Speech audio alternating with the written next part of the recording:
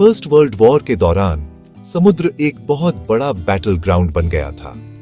Germany को British royal navy को challenge करने और उनकी सप्लाई लाइंस को रोकने के लिए एक पावरफुल वेपन चाहिए था। इस स्ट्रैटेजिक प्रॉब्लम का जवाब था यू बोट या अंडरसीब्यूट, एक तरह की सबमरीन जो पानी के नीचे से अटैक कर सकती थी। जर्मन इंपीरियल नेवी ने इनमें से कई अनफियर वाटर वेसल्स बनवाए और उनके डिजाइन को लगातार इंप्रूव किया ताकि वे और ज्यादा इफेक्टिव और डेडली बन सकें। इनमें से सबसे एडवांस्ड सबमरीन में से एक थी UB3 क्लास, जो अपनी स्पीड, रेंज और जबरदस्त आर्मामेंट के लिए जानी जाती थी। वॉर के आखिरी सालों में वे जर्मनी के सबमरीन फ्लीट के वर्क हॉर्स थे। UB65 सबमरीन इनमें से एक थी, जिसे हैम्बर्ग के EG वल्कन शिपयार्ड में बनाया गया था। इसका कंस्ट्रक्शन 1957 में शुरू हुआ था, जब यूरोप भर में वॉर जोरों पर थी। ये यू बोट्स की एक नई जनरेशन का हिस्सा थी, जिसे कोस्टल पेट्रोल और अटैक मिशंस के लिए डिजाइन किया गया था। टेक्नोलॉजिकली ये सबमरीन एक बहुत बड़ी छलांग थी। वे सरफेस पर चलने के लिए पावरफुल डीजल इंजन और बिना आवाज किए अनफियर वाटर चलने के लिए इलेक्ट्रिक मोटर्स से लैस थी।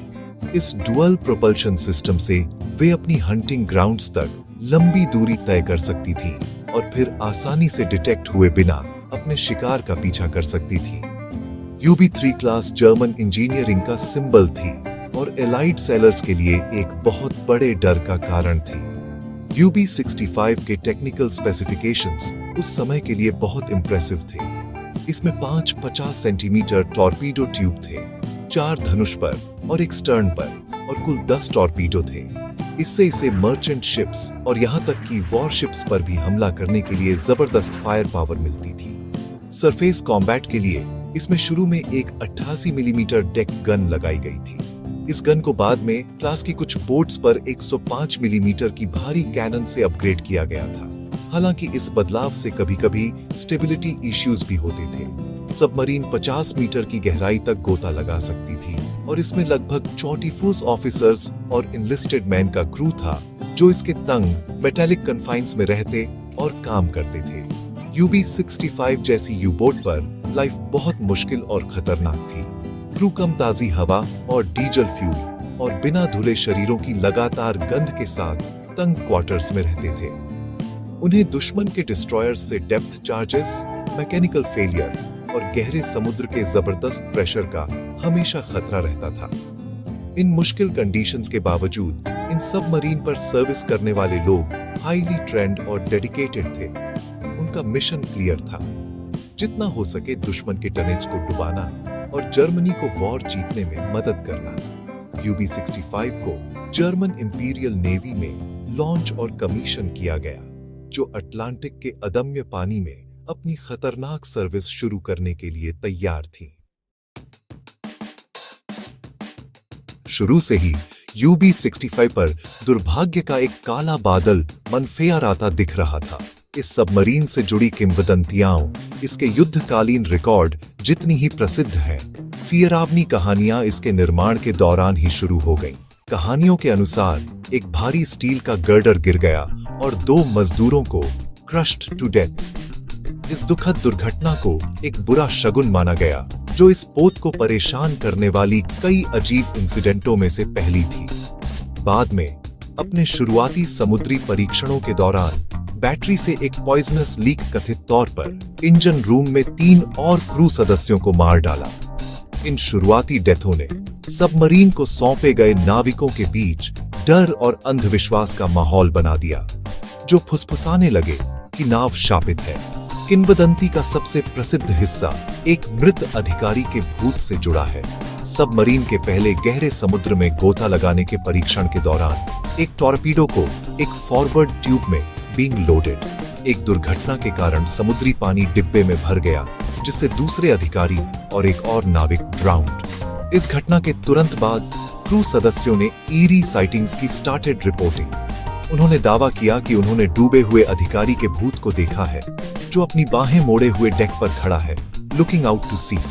कहा जाता था कि यह गोस्टिया आकृति बेतरतीब ढंग से दिखाई देती थी, एक शांत और परेशान करने वाली उपस्थिति जो क्रू को फियरा देती थी।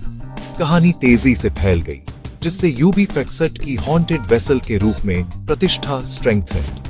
हॉन्टिंग कथित तौर पर सबमरीन के एक्टिव सर्विस में आने के बाद भी कंटिन्यू। नाविकों ने दावा किया कि भूत यू-बोट के तंग गलियारों के अंदर दिखाई देगा। इसकी स्पेक्ट्रल फॉर्म बल्क हेड्स से होकर गुजरती थी। इस ऑपरेशन की उपस्थिति पुरुषों को ड्रोव मैन मैड। एक क्रू सदस्य कथित तौर पर भूत को देखने के बाद इतना डर गया था कि उसे पूरी तरह से मानसिक ब्रेकडाउन हो गया और उसे had to be removed from duty. एक और नाविक जो कॉनिंग टावर पर वॉच पर था, कथित तौर पर घबराहट के दौरे में कूद गया था, चिल्ला रहा था कि भूत उसके कमिंग आफ्टर हिम। ये कहानियां चाहे सच हो या नहीं, यूबी 65 पर एक स्थिर और इफेक्टिव क्रू बनाए रखना अविश्वसनीय रूप से मुश्किल बना दिया। हॉन्टिंग की कहानियां इतनी लगातार हो गईं कि कुछ खातों के अनुसार जर्मन हाई कमांड ने सबमरीन पर एक एक्सोर्सिज्म करने के लिए एक पुजारी को भी कॉल। हालांकि अनुष्ठान का कोई असर नहीं हुआ और अजीब इंसिडेंटें कंटिन्यूड। शापित यू-बोट की किंवदंती इसके छोटे करियर के दौरान इसके साथ रही, जबकि यूबी 60 कई एलाइड जहाजों को डुबाने में कामयाब रहा। इसकी सेवा एक बेचैन आत्मा की फियरावनी कहानियों से ओवरशैडो हो गई थी, जो अपने लिविंग क्रूमेट्स के साथ क्लॉस्ट्रोफोबिक जगह साझा करती थी। हॉन्टेड यू-बोट की कहानी नौसैनिक लोक कथाओं का एक हिस्सा बन गई, एक गोस्टिया कहानी जो अनफियर वाटर युद्ध के प्रेशर और हॉरर से born from. First world war की हॉन्टेड और कर्स्ड सबमरीन्स के लोर में अक्सर अलग अलग वेसल्स के बीच कंफ्यूजन होता है। एक नोटेबल केस है यूबी 65 और दूसरी जर्मन सबमरीन यूबी 85 के बीच अक्सर होने वाली कंफ्यूजन। दोनों यूबी 3 क्लास की बोट्स थी और दोनों 1918 में खत्म हो गए, लेकिन उनकी कहानियां अलग हैं। यूबी 85 से जुड़ी किंवदंती भूत के बारे में नहीं है, बल्कि एक समुद्री राक्षस के बारे में है। कहानी के अनुसार यूबी 85 को बड़े बड़े आंखों और नुकीले दांतों वाले एक अजीब प्राणी द्वारा हमला किए जाने के बाद फोर्स्ड टू सर्फेस। इस राक्षस ने कथित तौर पर सबमरीन के हल को नुकसान पहुंचाया, जिससे वह गोता लगाने में असमर्थ हो गई और कैप्चर्ड बाय द ब्रिटिश। ये शानदार कहानी यूबी 85 के कप्तान गुंथर क्रेच के कथित गवाही से उत्पन्न हुई, जब उनके क्रू को अप्रैल 1918 में ब्रिटिश पेट्रोल बोट HMS कोरियोप्सिस द्वारा रेस्क्यूड। समुद्री राक्षस का अकाउंट एक लोकप्रिय मिथक बन गया, जिसने यू-बोट ऑपरेशंस की पहले से ही खतरनाक दुनिया में रहस्य की एक और परत जोड़ दी। दशकों तक इस कहानी को एक संभावित अगर अविश्वसनीय सबमरीन के विनाश के लिए स्पष्टीकरण के रूप में रिपीटेड। इसने जनता की कल्पना को पकड़ा, युद्ध की वास्तविकताओं को गहरे में छिपे मॉन्स्टरों के प्राचीन भय के साथ मिलाया। हालांकि यूबी 65 की गोस्ट स्टोरी की तरह यूबी 85 की समुद्री राक्षस की कहानी को ऐतिहासिक रिसर्च द्वारा लार्जली डिबंक्ड। यूबी 85 के डूबने का असली कारण कहीं ज्यादा साधारण और तकनीकी था। नौसैनिक हिस्ट्रीकारों ने ऐसे रिकॉर्ड्स का पता लगाया है जो एक ज्यादा प्लॉजिबल कारण का सुझाव देते हैं। ऐसा माना जाता है कि कॉनिंग टावर हैच पर एक फॉल्टी सील ही असली अपराधी था। जब सबमरीन ने गोता लगाने की कोशिश की तो पानी अंदर भर गया, जो नीचे की बैटरियों पर गिर गया। इससे जहरीली क्लोरीन गैस बन गई, जिसने सबमरीन के डिब्बों को क्विकली फिल्ड। जहरीले धुएं ने कैप्टन क्रेच को तुरंत इमरजेंसी सरफेसिंग का फोर्स टू ऑर्डर। एक बार सतह पर आने के बाद क्रिपल्ड यू-बोट को HMS कोरियोप्सिस ने साइटेड। लड़ने या भागने में असमर्थ क्रू ने आत्मसमर्पण कर दिया और अपने वेसल को स्कटल। 2016 में स्कॉटलैंड के तट पर एक महत्वपूर्ण खोज की गई। एक नई पावर केबल बिछाने वाले इंजीनियरों को एक यूबी 3 क्लास सबमरीन का वेल प्रिजर्व्ड wreck मिला। wreck का स्थान उस क्षेत्र से मेल खाता था जहां यूबी 85 के खोने की जानकारी थी, जबकि यह उसी क्लास की एक और यू-बोट यूबी 82 भी हो सकती है, जो पास में ही डूबी थी। कई एक्सपर्ट्स का मानना है कि यह प्रसिद्ध यूबी 85 है।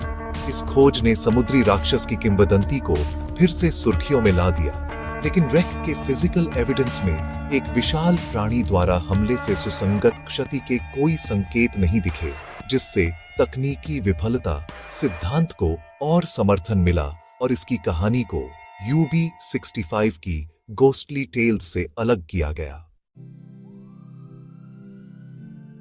जब हम यूबी 65 की कहानी को देखते हैं तो डॉक्यूमेंटेड फैक्ट्स को आकर्षक लोक कथाओं से इंपॉर्टेंट टू सेपरेट। ऐतिहासिक रूप से यूबी 65 जर्मन इंपीरियल नेवी में एक वास्तविक और एक्टिव सबमरीन थी। इसका एक डॉक्यूमेंटेड सर्विस रिकॉर्ड था जिसमें कई एलाइड वेसल्स को डुबोना भी शामिल था। बोट और उसके क्रू को नौसैनिक युद्ध के वास्तविक खतरों का फेस्ड। हालांकि एक हॉन्टिंग गोस्ट की नाटकीय कहानियां जबकि एक शानदार कहानी बनाती है, उनमें कोई ठोस सबूत नहीं है। उस पीरियड के कोई भी ऑफिशियल जर्मन नौसैनिक रिकॉर्ड नहीं है जो एक भूत, एक एक्सोर्सिज्म या अलौकिक मुठभेड़ों से पागल हुए क्रू सदस्यों का मेंशन। ये कहानियां केवल युद्ध समाप्त होने के सालों बाद प्रिंट में अपीयर। यूबी 65 का अंतिम भाग्य ही इसकी मिस्ट्रीमय विरासत में एड्स टू। 10 जुलाई 1918 को अमेरिकी सबमरीन L2 आयरलैंड के तट पर पेट्रोल पर थी। इसके कमांडर ने सतह पर एक जर्मन यू बोट को सॉ सिटिंग स्टिल। अचानक यू बोट एक बड़े फायरबॉल में फट गई और सैंक। अमेरिकियों का मानना था कि उन्होंने यूबी 16 के विनाश को देखा था। विस्फोट का कारण कभी भी नेवर डेफिनेटिवली डिटरमिन्ड। एक थ्योरी यह है कि यह उसके अपने टॉरपीडो में से एक का समय से पहले विस्फोट था, एक सर्कुलर रन जिसने सबमरीन को हिट। यह दुखद आत्म प्रेरित अंत एक कथित शापित पोत की कहानी का एक उपयुक्त हालांकि गंभीर निष्कर्ष होगा। यूबी 65 और यूबी 85 की किंवदंतियां शक्तिशाली हैं क्योंकि वे सबमरीन युद्ध के साइकोलॉजिकल स्ट्रेस को रिफ्लेक्ट। यू बोट के अंदर जीवन एक उच्च प्रेशर वाला टेरिफाइंग एक्सपीरियंस था। पुरुष हफ्तों तक एक तंग स्टील ट्यूब में बंद रहते थे, मौत और एक हिंसक अंत के निरंतर खतरे से सराउंडेड बाय। ऐसे माहौल में यह देखना आसान है कि अंधविश्वास कैसे कैन थ्राइव। एक्सट्रीम ड्यूरेस में मानव मन कैन प्ले ट्रिक्स। भूत या समुद्री मॉन्स्टरों की कहानियां नाविकों के लिए अपने डर से निपटने और समुद्र की गहराई में होने वाली अप्रत्याशित और अक्सर दुखद इंसिडेंटों को तर्क संगत बनाने का एक तरीका हो सकती है। आखिरकार यूबी 65 की कहानी इतिहास और मिथक का एक आकर्षक मिश्रण है, जबकि दूसरे अधिकारी का भूत शायद ही कभी उसके गलियारों में भटकता रहा होगा। कहानी ने ही सबमरीन की अमरता इंश्योर्ड। यह युद्ध में ह्यूमन एलिमेंट, डर, स्ट्रेस और अराजकता को समझने की आवश्यकता की एक पावरफुल रिमाइंडर। किंवदंतियां इसलिए नहीं टिकी रहती क्योंकि वे सच हैं, बल्कि इसलिए क्योंकि वे आर कंपेलिंग। वे एक साधारण युद्ध मशीन को एक अंधेरे समुद्री गोस्टिया कहानी के एक पात्र में बदल देती हैं। एक हॉन्टेड वेसल जो इतिहास के पन्नों और हमारी कल्पना की गहराई में अपनी अंतिम मिस्ट्रीमय विस्फोट के बाद भी कंटिन्यूज टू फ्लोट।